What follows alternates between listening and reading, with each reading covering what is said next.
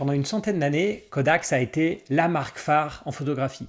Moi, je me souviens, quand j'étais plus jeune, il y avait tout le temps des pubs Kodak à la télé avec le voleur de couleurs, avec des enfants qui étaient en costume bariolé. Enfin bon, si vous êtes dans ma tranche d'âge, ça doit vous rappeler quelque chose. Et c'est vrai qu'en termes de pellicule photographique, puisqu'on était à l'argentique à cette époque-là, c'était encore pire vu qu'ils avaient quasiment tout le marché. Et à la fin des années 70, bon, moi j'étais tout petit, ils avaient 85% de part de marché dans l'appareil photo et 90% dans la pellicule. Et en fait, on le sait rarement, mais c'est Kodak qui a inventé le premier appareil photo numérique. C'était en 1975, et en fait, c'est un de leurs ingénieurs qui a compris comment transposer la lumière en série de 0 et de 1, donc en langage numérique. Ils ont donc fait le premier appareil photo numérique qui faisait 10 000 pixels, ça fait un peu rire aujourd'hui, ce qui correspond à 0,01 mégapixels. Et l'appareil, c'était une grosse machine qui enregistrait sur cassette et qui pesait 3,6 kg. Alors au départ, ils ont fait pas mal de recherche et développement sur la photographie numérique, ils ont même déposé pas mal de brevets, mais il y a certaines personnes haut placées dans la compagnie qui croyaient pas du tout dans le digital, dans la photographie numérique et qui ont en fait complètement tué le projet. Et en fait, Kodak s'en est jamais vraiment remis. Bien sûr, assez rapidement, ils se sont rendus compte qu'ils étaient passés à côté de l'affaire de leur vie, mais ils n'ont jamais réussi à rentrer dans le marché du digital, dans le marché du numérique, et finalement la société s'est retrouvée en faillite en 2012 et elle a dû licencier 50 000 personnes. Alors il y a une partie de Kodak qui survit aujourd'hui,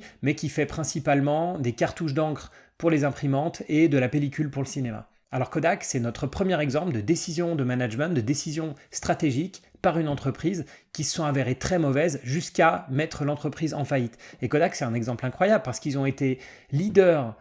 En fait, plutôt que leader, ils ont été précurseurs donc sur l'appareil photo numérique qui est aujourd'hui qui se trouve partout dans nos smartphones, etc.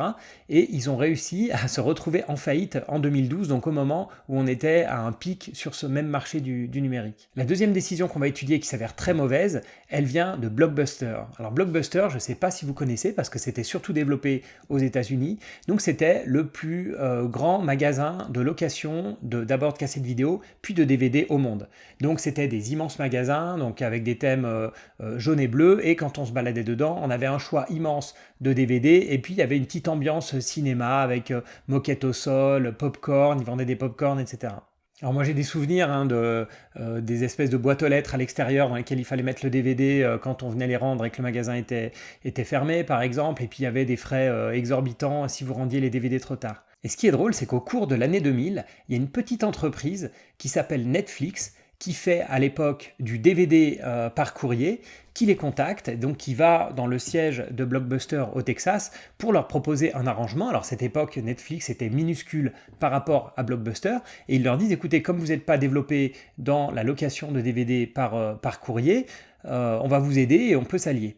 Blockbuster leur a rayonné, ils croyaient non seulement pas au business model de l'envoi de DVD par courrier, et puis ils se sont dit, bon, on est les leaders mondiaux, on est bien assez grands pour faire ça nous-mêmes.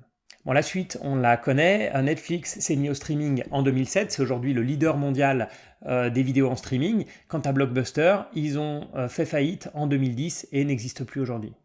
Alors pour ce troisième exemple de décisions stratégiques qui ont mal tourné, on va prendre une marque emblématique qui est Coca-Cola.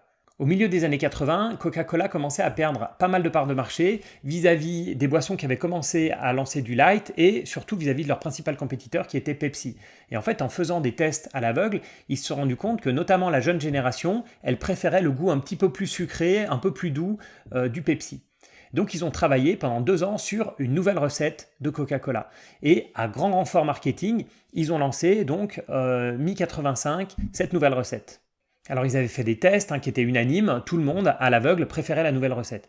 Et en fait, très rapidement, dès les premiers jours de mise en vente de ce New Coke, comme ils l'appelaient, enfin comme les gens l'appelaient, et ils avaient retiré donc des rayons l'ancienne recette, dès les premiers jours, leur siège d'Atlanta a reçu énormément de courriers, de coups de téléphone leur demandant de ramener l'ancienne version que apparemment tout le monde préférait.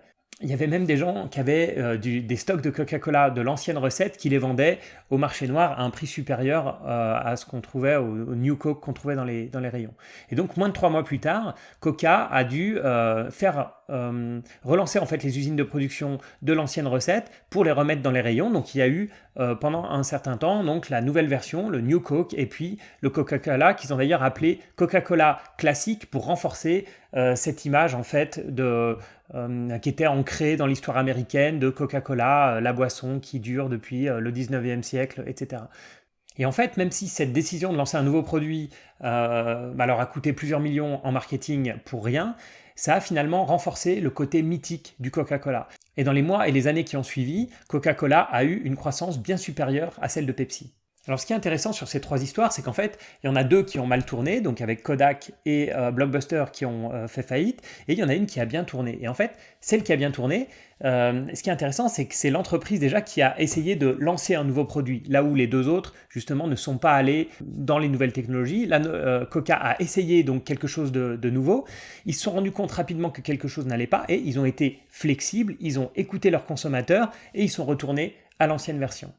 Et c'est là où on voit ce qui a tué les deux premières entreprises. Ce qui les a tués, c'est le manque de flexibilité, le fait de rester accroché à un business model et surtout de ne pas écouter leurs clients, leurs consommateurs. Voilà, j'espère que vous avez appris quelque chose dans cette vidéo. Continuez à nous suivre, à mettre des likes, j'apprécie énormément. Abonnez-vous sur YouTube si ce n'est pas le cas. Et moi, je vous dis à bientôt.